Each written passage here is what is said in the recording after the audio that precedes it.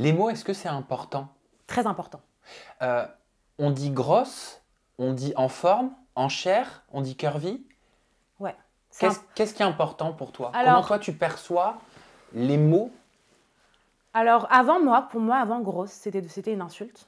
Mais maintenant, plus le temps passe, moins c'est une insulte. Même si c'est quelque chose qui reste quand même péjoratif aujourd'hui.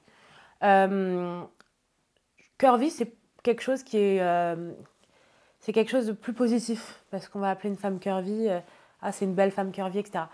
Après, je pense que ça dépend vraiment des personnes. Moi, je sais que personnellement, aujourd'hui, je me vexe encore un petit peu quand on me dit t'es grosse, même si les mots, pour moi, c'est quelque chose d'important. C'est la connotation peut-être. En fait, c'est la C'est connotation. parce que les mots en soi, les mots ils font pas mal. Les mots, ils font pas mal. En fait, c'est parce que j'ai tellement souffert qu'on me dise que je suis grosse quand je m'aimais vraiment pas et que je savais que je l'étais et que j'étais malheureuse, etc. Qu'aujourd'hui, quand on me le dit encore, je pense que c'est encore un traumatisme Voilà, qui c'est les rebondit. souvenirs cachés Voilà, derrière les mots c'est en ça, fait. c'est ça.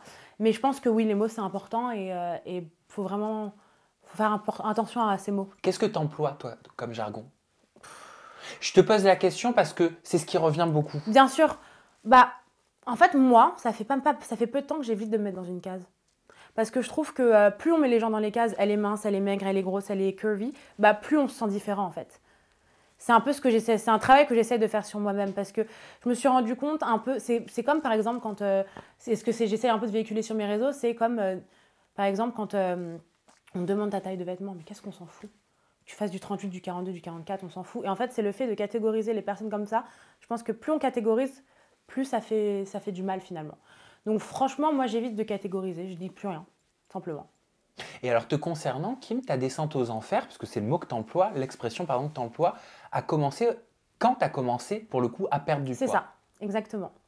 Alors, il faut savoir que bon, l'enfer était déjà là quand j'avais du poids, ça c'est sûr. Et plus j'ai commencé à perdre du poids, plus j'étais malheureuse parce que j'étais pas satisfaite. J'avais perdu 70 kilos, mais j'étais pas contente. En combien de temps? En 4 ans. En C'est 4 énorme. ans, c'est beaucoup. C'est beaucoup. J'ai perdu 70 kilos en 4 ans, mais en fait, j'étais persuadée qu'en perdant tout le poids, j'allais avoir la taille mannequin, à la Kendall Jenner, toute fine, toute truc et tout. Et c'était le but que je me suis fixé. Et je voyais que bah non, enfin, j'arrivais pas. Et mon médecin me disait, mais Kim, tu ne seras jamais mince. Et ça me détruisait, mais tellement. Parce que On moi, te disait tu ne seras jamais ah oui, mince. on me disait, Kim, tu es une morphologie qui est avec des formes, tu ne seras jamais mince. On me le disait, on me le répétait, mais je voulais pas y croire. Et en fait, je me rendais compte que malgré mes efforts, bah, je devenais pas mince. J'arrivais pas. Et je me suis dit, mais j'ai fait tout ça pour rien. Alors, j'avais quand même perdu 70 kilos. J'ai pris rendez-vous avec mon médecin plusieurs fois. Je lui ai dit, mais c'est un échec, je suis un échec. Il m'a dit, mais tu te rends compte, ça a perdu 70 kilos, t'oses dire que t'es un échec? J'étais un échec, vraiment. Et en fait, pendant très longtemps, je me suis mis dans ce cercle vicieux où je n'avais pas une taille parfaite, j'avais des vergetures, j'avais des bourrelets, j'avais de la cellulite. Mais pourquoi les filles que je suis sur Instagram, elles n'ont pas tout ça? Tu voulais la ressembler? Ah, je voulais être elle. Je rêvais que d'une chose, c'est d'être elle. C'était vraiment devenu une obsession. Qui tu suivais? Tous les Kim Kardashian, Kendall Jenner, Kylie Jenner, Demi Lovato. Enfin, c'est pas des femmes forcément minces, hein, mais c'est des femmes qui avaient un corps que je voulais avoir. Je m'associais énormément. J'étais vraiment, j'étais à fond sur elle. Après, il n'y a pas que elle, hein, il y en a plein. Je suivais plein de nanas. Enfin, je pense après on voit dans notre feed d'actualité, on voit la télé. Enfin bref, c'est vraiment plein de monde. Et vraiment, je voulais leur ressembler. Je comprenais pas pourquoi j'arrivais pas à leur ressembler.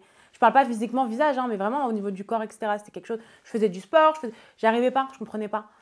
Et en fait, c'est plus tard que je me suis rendu compte. Enfin, c'est bien après que j'ai compris que à force de vouloir ressembler aux autres, on s'éloignait de qui on était vraiment. Et je me suis complètement perdue dans ça en fait.